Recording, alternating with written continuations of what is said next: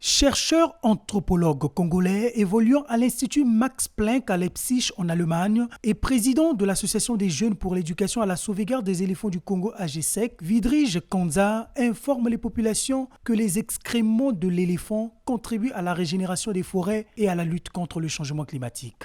Après avoir étudié les activités des éléphants pendant des années au parc Nwabalendoki, connaître aussi toutes les espèces d'arbres. Après des recherches, l'éléphant, quand il consomme des fruits que je peux nommer Irvingia excelsa, la langue locale on appelle Mopayo dans le Kuala. Après le rejet par défécation, dans les crottes des éléphants, il y avait régénération de certaines espèces d'arbres par jour. Un seul éléphant consomme plus de 150 fruits. Comme vous pouvez imaginer, par jour, vous avez peut-être 1000 éléphants pendant la période où ces fruits sont disponibles. Et chaque éléphant va consommer plus de 150. Vous imaginez combien d'espèces d'arbres seront régénérées dans nos forêts au cours d'une année. Ce qui m'a poussé à vouloir partager ces connaissances au niveau national en protégeant les éléphants. Les éléphants vont continuer à assurer la dynamique de régénération naturelle des forêts.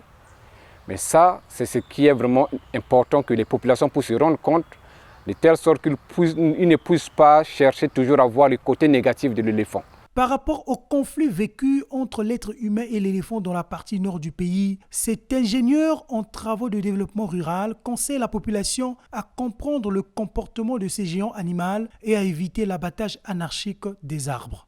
Pour éviter les dégâts, nous les humains, on doit chercher à comprendre le comportement alimentaire de l'éléphant. Par rapport à mon expérience, mon expertise, étant donné que la question du changement climatique, c'est une question qui est vraiment à la une, et le chef de l'État, son Excellence Denis Sassou Nguesso, ne cesse de faire des efforts, multiplier les efforts pour que les forêts puissent être conservées. Il serait nécessaire toujours de soutenir les populations qui vivent dans les forêts communautaires à travers les activités comme l'agriculture, l'apiculture, la pisciculture.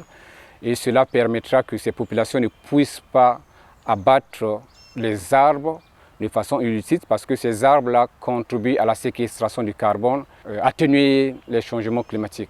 Dans leur plan d'action de 2024, le leader de l'AGESEC et ses membres qui valorisent la culture traditionnelle des populations autochtones prévoient effectuer des descentes dans plusieurs localités du Congo, particulièrement dans les écoles, pour faire intérioriser les atouts de l'éducation environnementale et de protection de la biodiversité.